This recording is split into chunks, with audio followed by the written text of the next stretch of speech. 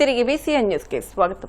నంద్యాల జిల్లా శ్రీశైలం మండలం సున్నిపెంటలో రోడ్డు వెడల్పు పనుల్లో భాగంగా జగదీష్ అనే వ్యక్తి తన ఇంటి స్లాబ్ కట్ చేస్తుండగా అకస్మాత్తుగా స్లాబ్ కూలిపోయింది. ఈ ఘటనలో అతను శిథిలాల కింద చిక్కుకుని గాయపడ్డాడు. స్థానికులు వెంటనే స్పందించి అతన్ని బయటకు తీసి ప్రభుత్వ ఆసుపత్రికి తరలించారు. కలియుగ ప్రత్యక్ష దైవం తిరుమల శ్రీ వెంకటేశ్వర స్వామి వారిని పలువురు ప్రముఖులు దర్శించుకున్నారు. వీఐపీ విరామ దర్శన సమయంలో సుప్రీంకోర్టు న్యాయమూర్తి జస్టిస్ ఎస్వీఎన్ బట్టి, విశాఖ ఎంపీ శ్రీభరత్, నటుడు బ్రహ్మాజీ వేరువేరుగా స్వామివారి సేవలో పాల్గొని మొక్కులు చెల్లించుకున్నారు. దర్శనానంతరం వీరికి రంగనాయకుల మండపంలో వేద పండితులు వేదాశీర్వచనం అందించగా ఆలయ అధికారులు స్వామివారి తీర్థ ప్రసాదాలు అందజేసి పట్టువస్త్రంతో సత్కరించారు.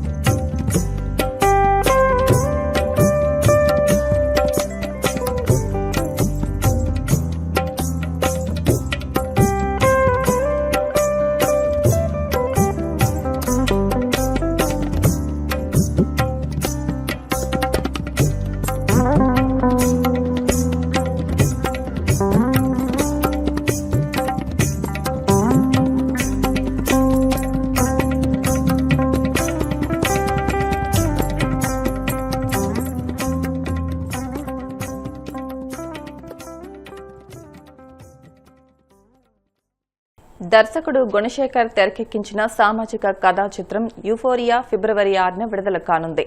ఈ నేపథ్యంలో విశాఖపట్నంలో చిత్ర యూనిట్ మీడియా సమావేశం నిర్వహించింది. ఈ చిత్రంలో వింధ్య అనే కీలక పాత్రలో భూమిక నటించారు. టీనేజ్ వయసులోని సమస్యలు, భావోద్వేగాల చుట్టూ సాగే ఈ చిత్రంలో సారా అర్జున్ నటనను దర్శకుడు గుణశేఖర్ ప్రశంసించారు. కొత్త నటీనటులతో రూపొందించిన ఈ సినిమా ప్రతి కుటుంబాన్ని ఆలోచింపజేస్తుందని చిత్ర బృందం తెలిపింది. చాలా స్పెషల్గా we have come together, Guna sir and I have come together after almost 23 years now. ఈ ఫిల్మ్లో character Vindhya Vemulapalli is a very ordinary woman and mother with extraordinary thoughts. Very on the right path, still very soulful to understand situations. ఈ ఫిల్మ్లో సారా Arjun is there. She is, like sir said, soul of the film. And Vignesh, he's being launched in this film. Excellent performer for first time, brilliant performance.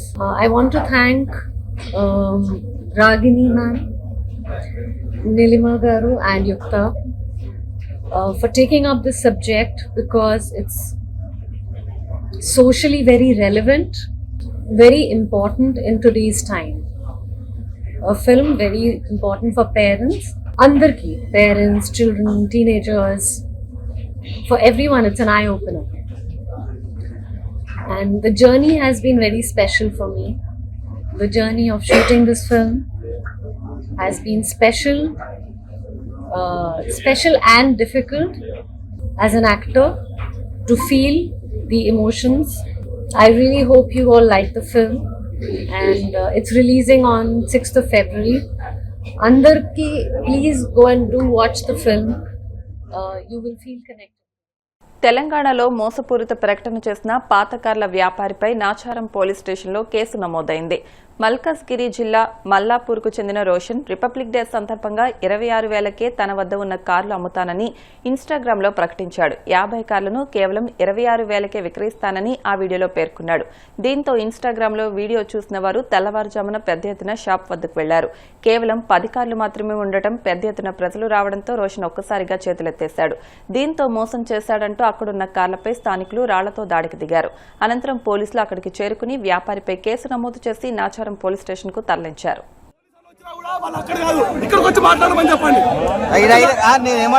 పరిష్కారం అయితే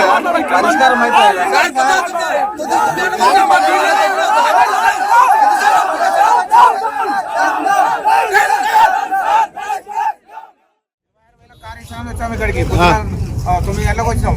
ఇప్పటికి ఏం చెప్తారు? ఏమంటారు ఇప్పుడు? మళ్ళీ ఏం మాట్లాడుతూనే లేడు ఆయన. ఉన్నాయా కార్లు? ఉన్నాయా మళ్ళీ? 50 కార్లు ఉన్నాడు.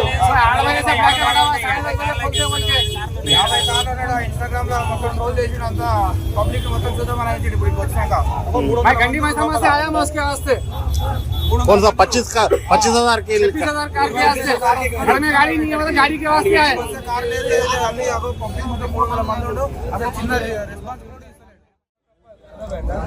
అదే చిట్టిలే అంటలేడు. ఇప్పుడు ఎంతమందికి ఇస్తారు పైసలు? కార్లు ఎన్ని కార్లు ఉన్నాయి తెలుసా? ఉండే 8 కార్లు ఎంతమందికి ఇస్తారు? 50 చెప్పినా 50 లేవాడా? మీరు డబ్బులు ఇచ్చిండ్రా బ్రదర్? 8 కార్లు మీరు డబ్బులు ఇచ్చిండ్రా? డబ్బులు కట్టిరా ఏమన్నా? డబ్బులు ఏం కట్టలేదు సార్. మేము పొద్దుగాల 5 గంటలకు వచ్చి కూపురం మీద 5 గంటల నుంచి ఇస్తారని చెప్పి కూపురం. ఇప్పుడు వచ్చాకి 100 మంది ఉన్నారు. ఎవరు కట్టిస్తారు అవి? ఎక్కడి నుంచి వచ్చారు మీరు? సార్ 26,000లకు. ఎక్కడి నుండి వచ్చారు మీరు? ఎక్కడి నుండి వచ్చారు? నేను వచ్చిన చార్మినార్ నుంచి వచ్చిన. నేను ఆలయ నుంచి వచ్చాను సార్. 4 రోజులు తిరగబట్టి ఆలయ నుంచి వచ్చిన. 4 రోజులు తిరగబట్టి అన్న మోత్కూరు ఆత్మకూరు నుంచి వచ్చినాం. రేపు సాయంత్రం వచ్చినాం. ఇప్పటిదాకా 2 రోజులు ఇన్ని అన్నం కూడా లేదు, టిఫిన్ లేదు, ఏం లేదు, నీళ్లు లేవు, చాయ్ కూడా లేవు మాకు. టిఫిన్ లేదు, ఏం లేదు.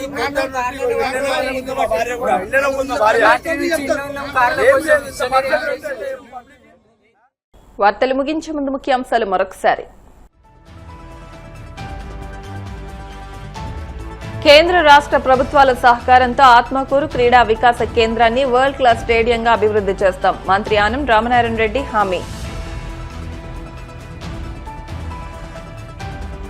సొంత పార్టీ కార్యకర్తలపై బగ్గుమన్న టీడీపీ రాష్ట్ర ప్రధాన కార్యదర్శి చింతకాయల విజయ్. వైసీపీ నేతలు కార్యకర్తలతో మాట్లాడుతున్నారంటూ తీవ్ర ఆగ్రహం.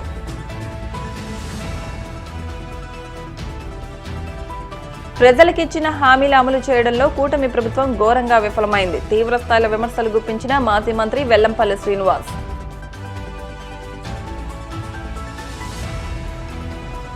తిరుమల శ్రీవారిని దర్శించుకున్న పలువురు ప్రముఖులు. ఆలయ మర్యాదలతో స్వాగతం పలికిన అధికారులు.